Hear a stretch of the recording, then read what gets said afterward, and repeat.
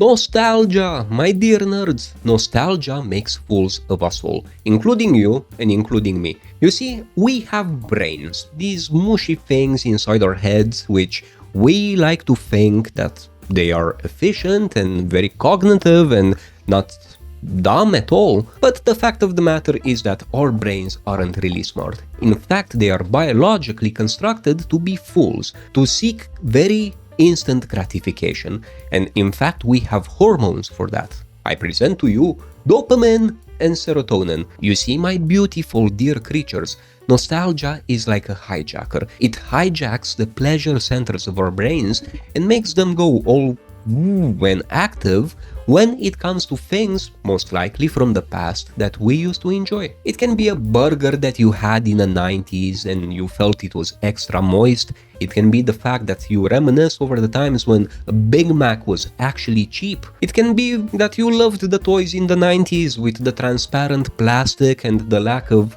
safety rules around them. Those were good times, by the way. Nostalgia comes in many forms, my dear nerds, and it's my very, very strong belief that even if we try to fight it, it will just change shape and form, and eventually it will adapt until it gets us. And our little passionate community here, our little shared hobby is chock full of nostalgia. But this isn't a bad thing. You will always be made a fool by your brain and your hormones, so you might as well enjoy and be left with cool toys because of it. Otherwise, your brain quickly becomes distorted like my freaking monitor here. And you don't want this, do you? But anyway, philosophical rant aside, what is it?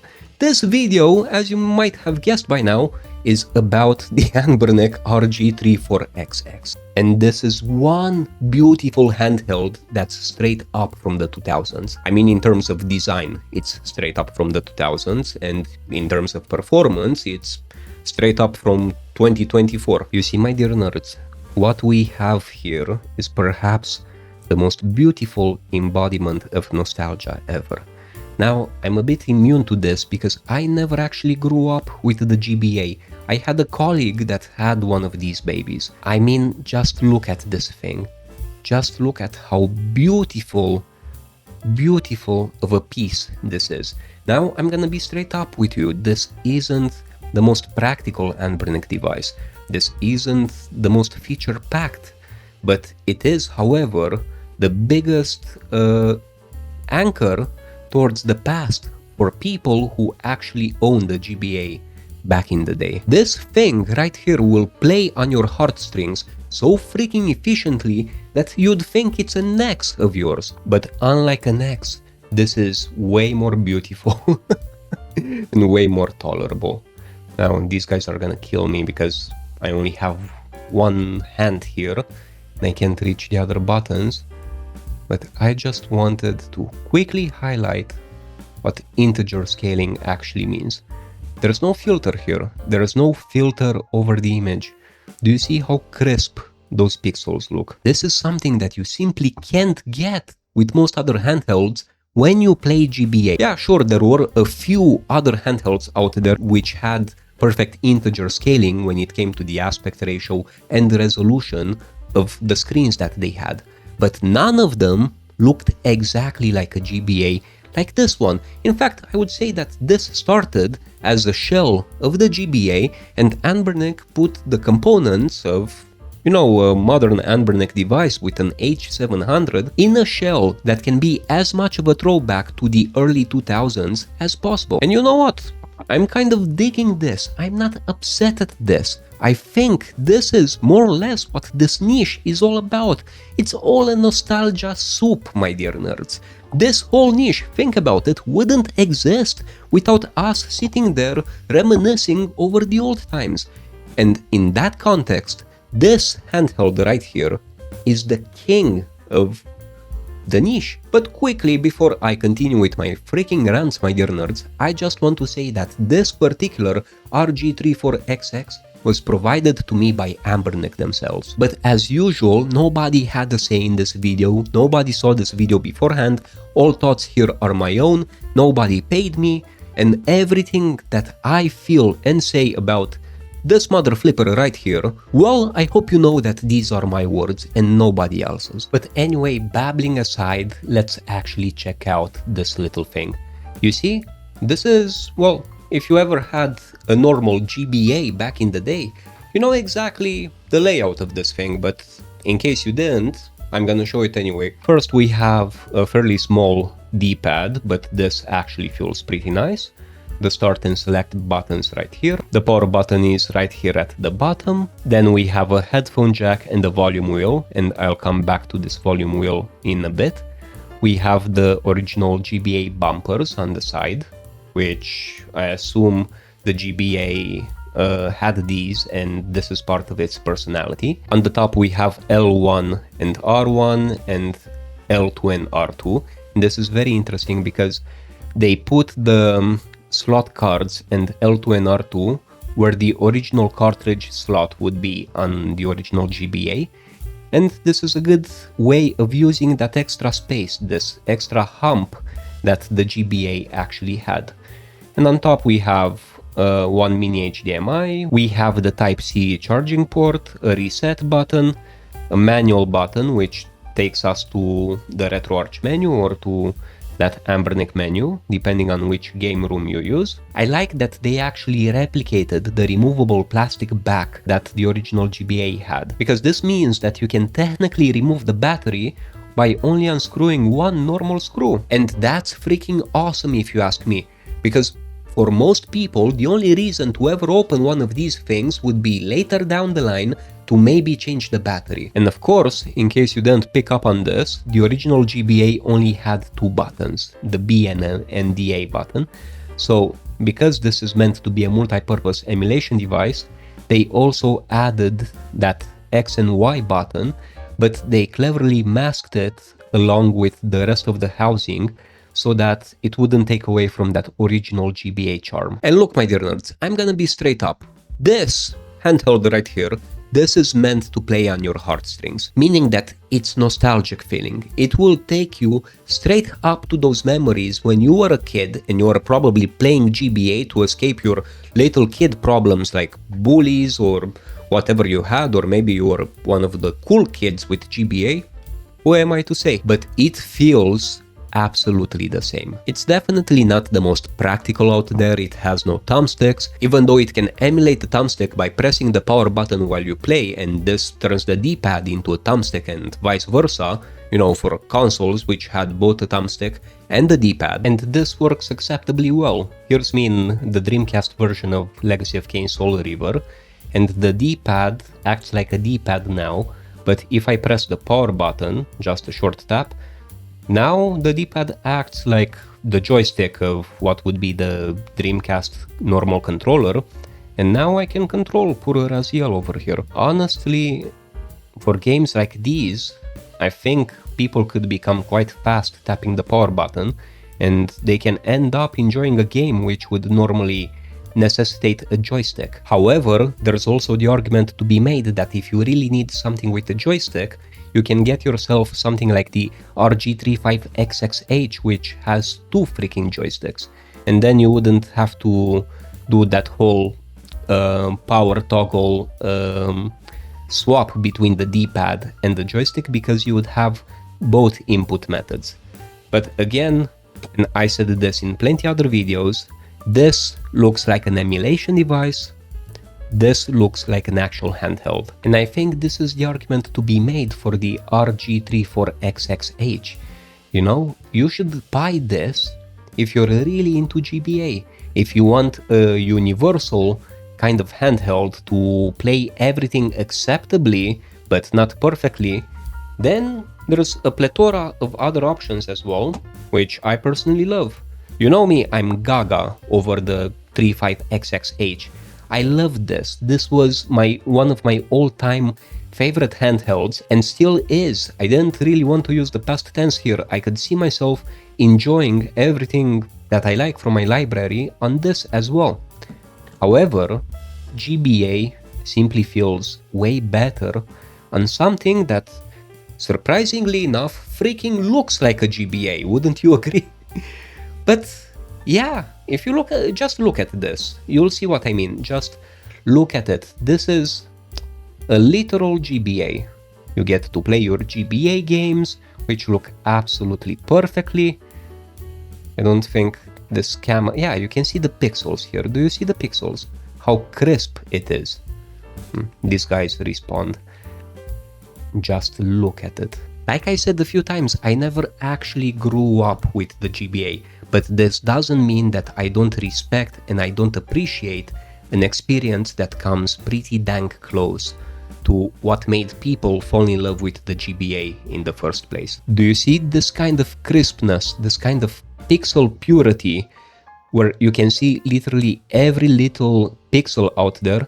This is what makes integer scaling people crazy about this stuff. And I'm not afraid to say it, but I never understood all the passion behind integer scaling. I was always, and still am for the most part, pro using as much of the screen that you have available to you. But this doesn't mean that I don't appreciate a crisp, a pixel perfect image when I see one. And I can tell you now that when it comes to GBA, I literally experience what made people fall in... what made people fall in love with this freaking handheld in the first place more than 20 years ago. But these 20 years ago, well, my dear nerds, herein lies the problem. Because it was so far in the past, you're probably a toddler, or at the very least a teenager. You had small, young person hands. You know, in terms of being a human, you weren't fully developed. You still had a lot of food to eat in order to become big. So your hands were most likely small. And for small hands, this, I think, is very good ergonomics, especially for the 2000s. Russ actually raised some very good points on this in his review as well. You see, the 2000s weren't really the most ergonomics friendly era. Controllers were just starting to get their identity. We were seeing a lot of experiments with all kinds of designs. That was good and that was bad, but that wasn't necessarily the most comfortable. And I think this GBA clone, the RG34XX, because it's made to feel exactly like a GBA, it had no choice but to inherit 2000s ergonomics. Now, am I bothered by this? Personally, no, because I have Gimli hands. My hands aren't that big. Because in terms of humans, I'm like a smart car. I'm not big, but I like to think I'm efficient, you know, small hands, but actually, I'm not even that precise with them. I ruined the Mio Mini Plus when I removed the battery once. Leave me alone. My point is that for me, this is acceptable. If I had even smaller hands, I would cry, but this handheld would feel more comfortable. And if you're 1.9 meters tall or 6 feet or 7 eagles stacked on top of each other, or whatever unit of measurement you want me to use, then you'd have problems with this because your hands would most probably be able to grasp a full-size basketball by that point. So it wouldn't necessarily be compatible with something of these ergonomics. But I would argue that this isn't really that important, my dear nerds, because this, more than anything, is a showpiece. This is something... mission failed. This is something that you will put on a freaking nightstand, or you will have your kid play it in case you have that fantasy of having your kid relive the memories that you had as well. Well, that's actually not a bad idea now that I think about it. It provides a good baseline for father-son connections in the future. What do I know? I don't have a kid, so ignore my ramblings on this. My point, however, is that this, for better or for worse, feels like what you left back 20 years ago, 20 plus years ago, in the past when you didn't have rent or a mortgage to pay. In terms of what it can play everything that any other Anbernic Linux device can. This means that it has the exact same power as the RG Cube XX, the RG40XXH, the RG40XXV, and all of the others, including this one. Same freaking SoC in both, therefore they have the same emulation capacity no matter what you want to play. The difference here is in the screen aspect ratio, whereas this and many other Anbernic handhelds are 4:3 in diagonal, this is 3:2 because they needed to have the same aspect ratio as GBA, which was a little wider. So this basically means that everything that was made for 4:3 will be either a bit stretched, or you will have an overlay on the sides or some black boxes.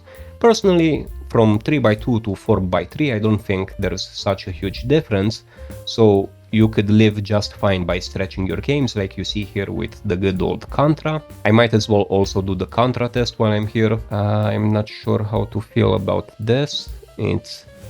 The D-pad seems a bit stiff, but I can still pull off intentional diagonals, so I wouldn't call this, why, a deal breaker by any chance. Of course, a million freaking soldiers came at once, why not? Here's a bit of PSP just for funsies, and like the other games, you need to switch between the D-pad and the PSP joystick by pressing the power button, but for many games I don't think you need to use both the D-pad and that little knob that the PSP had, so this might actually be a bit doable. Of course, if this is too much of a pain for you, then Anbernic also sells this little guy, which is similar when it comes to size. So yeah, food for thought. However, seeing PSP on this,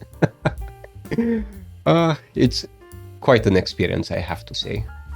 Wait, I have to get this one as well.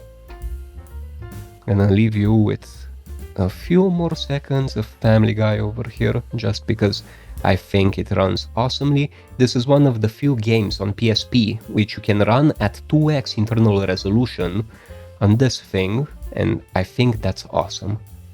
Here's some good old-fashioned arcade Contra, just for kicks. Ooh, 1987 game right here, my dear nerds. This game was officially released 2 years before your faithful nerd over here was even born.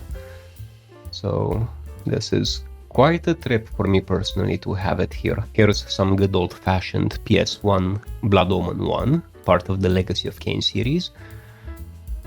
Totally playable if you ask me, my dear nerds. But again, this is in a freaking GBA form factor. PlayStation 1 on GBA is really like a fever dream, and I'm all for this. But of course, you wouldn't buy this GBA clone for all those other systems, my dear people. You would buy this for literal GBA games, because you want to take advantage of that integer scaling, that 3x integer scaling that this display provides. This is where this particular handheld shines, at GBA, and don't let anyone tell you otherwise. And of course, before I forget, I just want to quickly mention to you fine nerds that this RG34XX has one front-firing speaker, which is here. I would have wished for two speakers, so we would have that stereo effect. But again, fidelity, my dear nerds. The original GBA had one speaker, so this one also has one speaker. So yeah, tell me if you don't see a freaking GBA here, and I would be the Pope. And that's kind of what you need to know, my dear nerds. This is perfect, absolutely perfect, for people that had one of these while they were growing up. Now that perfect, as I said earlier, is with an asterisk, because while this might perfectly suit and scratch that nostalgia itch that you have, you need to remember the rose-tinted glasses through which we see some of that nostalgic value. You had small hands when you played with this, and if you have NBA level hands, well, you're gonna struggle with this a bit. If you have Gimli-sized hands like me, then you're most probably gonna be okay. Now, for me personally, this isn't the most comfortable handheld out there, I would never say that, but this is usable. This is something that I can see myself using while not hating. Now you need to do some introspection, look at your hands, and think, would this be a good experience for me? If yes, then I will leave a link for the RG34XX in my video description, and I encourage you to use that link. mostly because it's an affiliate link, and in this way you get to help the channel out as well. If, however, you didn't grow up with the GBA, well, this can be a good collector's item. I had a friend that had a GBA when I was a kid. You see, my family wasn't rich or anything. In fact, post-communist Romania, don't even get me started on that. But that friend let me play with his GBA a bit, so my memories of the GBA are anchored in that. And I am grateful that I have this, because I feel like this is letting me relive what I feel like I missed in my childhood. So if you want to collect this or finally experience GBA, then yeah, go for it. If you had a GBA, again, yeah, go for it. If you never had the GBA and have no interest in experiencing 2000s ergonomics, then where is it? Consider the RG35XX. In my opinion, this is one of Anbernic's best handhelds out there. It's pocketable, it's portable, it has all the input methods, and by that I mean sticks, that you might need. However, if there's one thing that I know for sure, is that this will look better on a shelf than this, no matter how much I loved and still love this. This is simply beautiful. Now, how much do you want that beauty? That's what you need to ask yourself. Do you want ugly and practical, or do you want beautiful and aesthetic? The RG35XX for me is a practical handheld with sticks and everything, while this is a beautiful, nostalgic handheld which carries with it all the shortcomings of the 2000s, and by that I mean mostly ergonomics and the lack of a stick, but there's beauty in that as well. This on a shelf looks like something that could be brand new, straight out of the freaking 2000s. So yeah, my dear nerds, my thoughts are these. Would I recommend this bad boy? Again, depending on the context. It depends on your past.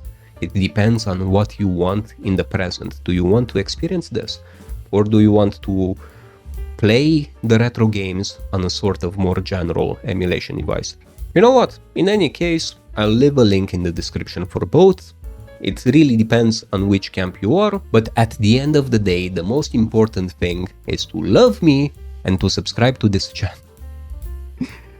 And to also enjoy retro games. Till the next video, my dear nerds, don't forget that I love you, okay?